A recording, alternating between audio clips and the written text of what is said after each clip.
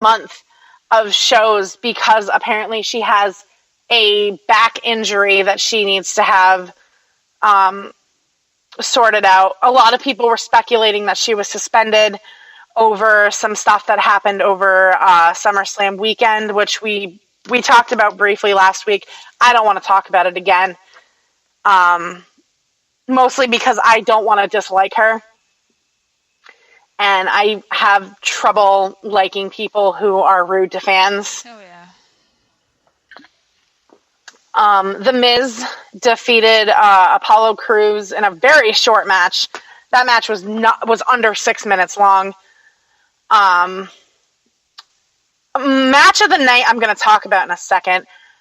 Gallows and Anderson defeated the New Day by disqualification because God forbid Jon Stewart ever stay out of anything. We love Jon Stewart, but God damn it, son.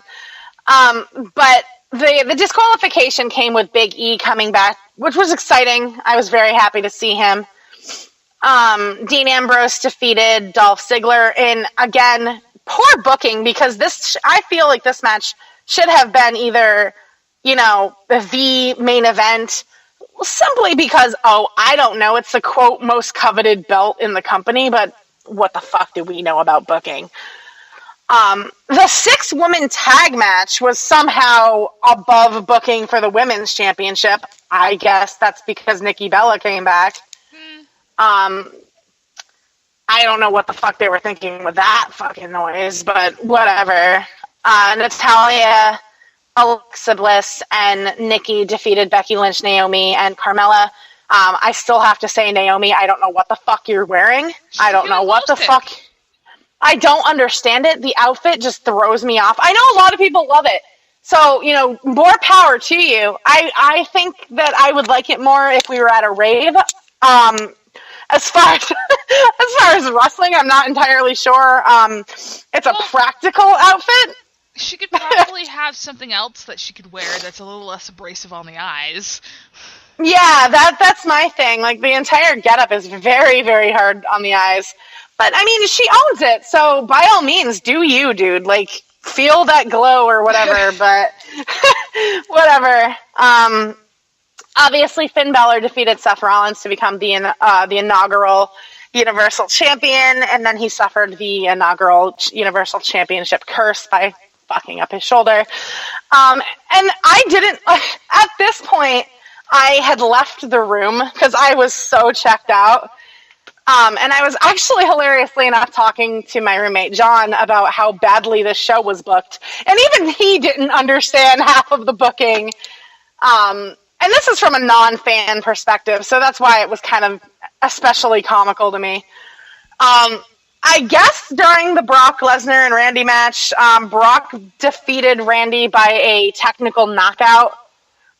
Because when I came back into the bedroom, because Megan and I were watching it in our room, I just came back to Randy Orton having a busted open skull, and he was in a pool of his own blood.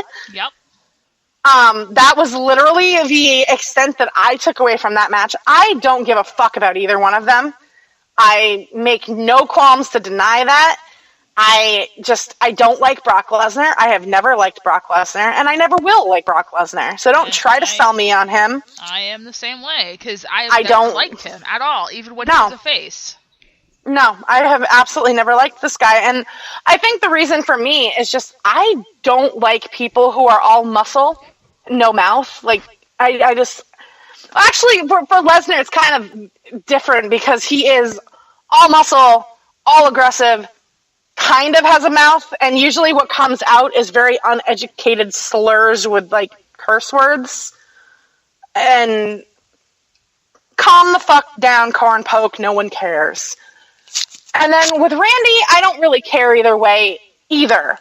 Like, I've never been outwardly a huge Randy Orton fan. Not for nothing. Like, I don't get the appeal. He's good in the ring. He's good on the mic, whatever. He has the lineage. I'm really happy for him. But, like, I don't really care either way. But apparently there was a backstage, confrontation between, Brock Lesnar and Chris Jericho, because obviously, The end of that match sparked a little bit of like, was this, supposed to happen? Is Randy okay? Like, is his well-being all right? And Chris was literally just being a good guy. And, it goes without saying that Chris Jericho is probably one of the most respected people in the back.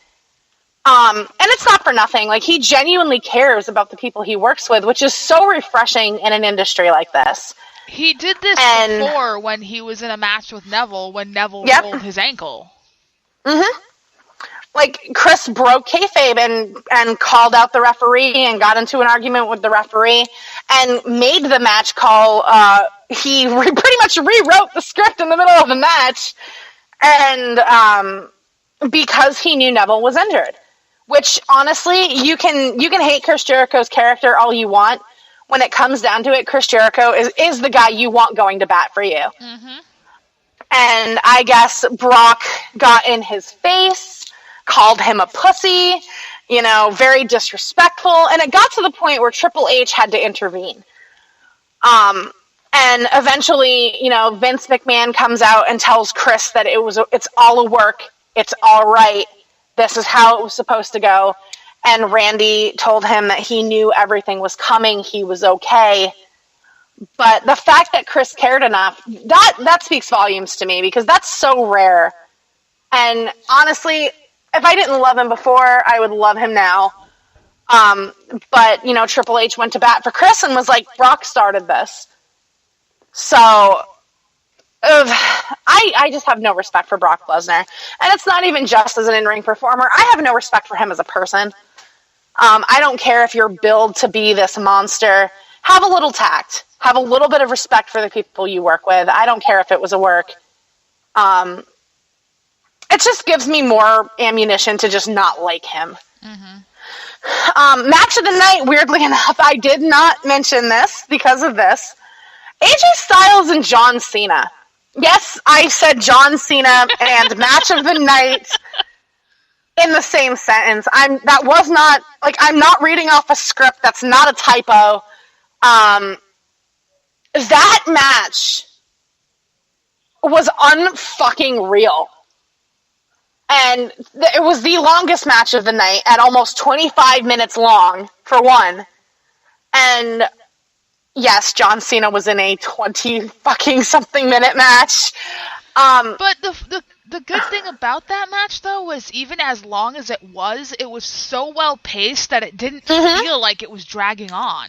Not at all. Honestly, I didn't realize that match was this long until I looked at the results. Unfucking real. Mad respect for both men. The thing I like about Cena, yes, there are things that I like about Cena, so here's the short list. I honestly will say it 1,000 times. I think John would be the coolest dude to hang out with, but I don't like his on-screen character. That being said, the thing about this feud with Styles that has been so refreshing and so revitalizing to John Cena, the character, is he is so empowered. He is so passionate. He is so in it for the love of wrestling. And that you don't see. That is literally John Cena epitomized. And that's what I dig. Like, I love when Cena's fired up. I think he does his best work when he has someone that he can be fired up against, someone he can be that intense with, and somebody that can hang with that. Styles not only hangs with it, but complements it very well. If that was the end of that feud, absolutely definitive way to end it. Perfectly, just the match was nuts. Mm-hmm. And honestly, Cena, that match bumped my favorite Cena match of all time, which I was actually talking about during our conversation on the Facebook during SummerSlam. My favorite Cena match to date was John Cena, CM Punk, Chicago, Money in the Bank 2011. That is my favorite match that Cena has ever put on because it was so empowered. It was passionate. It was intense. And it was perfect. Like, everything about that match to me was perfect. So seeing this match, I'm like, as the match was progressing, I'm like, this honestly might bump that match to second for me. Because from the beginning, like, this match was just good. And by the end of that match, I relinquished that AJ Styles, John Cena, SummerSlam 2016, by far favorite match that Cena has ever been in. It was so good. And if you don't watch anything else from SummerSlam, please go and watch that match because it was absolutely perfect. Like Julie said, the pacing was amazing. You don't even realize that you're watching a quarter of an hour match. Like, it was just perfect. Honestly, that should have been the main event because it was that good. And I feel for me that the rest of the show kind of depleted in importance after that. Just because I was like, there is no way that any of these other matches... Balor and Rollins was a very close second. And that was before knowing what happened in the match. The match was great. So, don't take anything away from it despite the injury. It was really good, really well done, really well paced, and both men busted their ass. So nothing but respect for both Balor and Rollins as well. But Cena and Styles stole the fucking show and ran away with it. But SummerSlam wasn't really all that bad. Like, we both went into it expecting to have scars on our wrists by the end of it. Yeah. But we managed to get away without having that happen. Another thing, really quick. That promo, we're going to talk about that. Oh my god, that was ridiculous. So,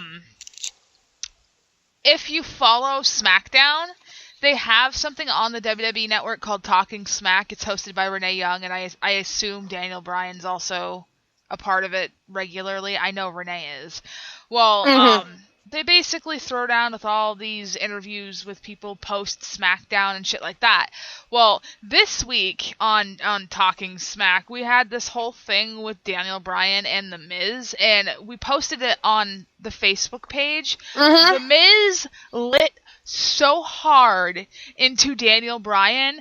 It was hard to sit here and watch, for one, and for two, you couldn't tell if it was a work or not. Honestly, I was reading through some of the comments on Instagram, and people were like, that felt like a shoot to me. Like, that did not feel scripted. Like, that felt so off the cuff, so real. And there was a lot of talk about it being like pipe bomb-esque, which obviously is an homage back to the CM Punk pipe bomb that was unscripted. But unfucking real. Like, I've been a fan of The Miz since the get-go.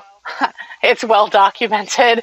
Julie can tell you stories. Oh, yes, To date, I own just one WWE action figure set, and it is The Miz and John Morrison. I still have fucking Miz shirts, Miz posters. Like, I am a Miz girl. So, I love him. I think he's probably one of the most passionate people for all of the right reasons in the industry. The dude was on fucking a reality show, and the only thing he wanted to be in his life was a wrestler. Okay? Like, if you remember The Real World, you've seen him and the invention of The Miz. And you know what? The Miz was just as annoying then as he is now. And that is the most beautifully authentic, raw, real thing. Like, whether you like The Miz or not, Mike Mizanin is one of the best in the entire company. And it's because he does it because he loves it. Yeah. When it comes down to it, go back to that Cena promo where he talks about the reason he is in this fucking company is because he loves it. Mike is just the same. That kid had dirt kicked in his face from the second he walked in the door because he was a reality show kid. Kept going, kept pushing. And everything that kid has, he worked for. And I say kid, he's older than me, but you know what? Whatever. I call everyone kid. It's a term of endearment. But that promo, if you haven't seen it, after the show, go listen to it. Unreal, very, very off the cuff, felt very empowered, very impassionate. Like, it was absolutely incredible. It got to the point where Daniel Bryan actually walked off the set, and that's part of why people think it was not a work, but I believe firmly that it was because the WWE is promoting the shit out of it. But honestly, go ahead. Oh, what I was going to say is honestly, it didn't feel like it was a work. And I wouldn't be surprised if Daniel didn't know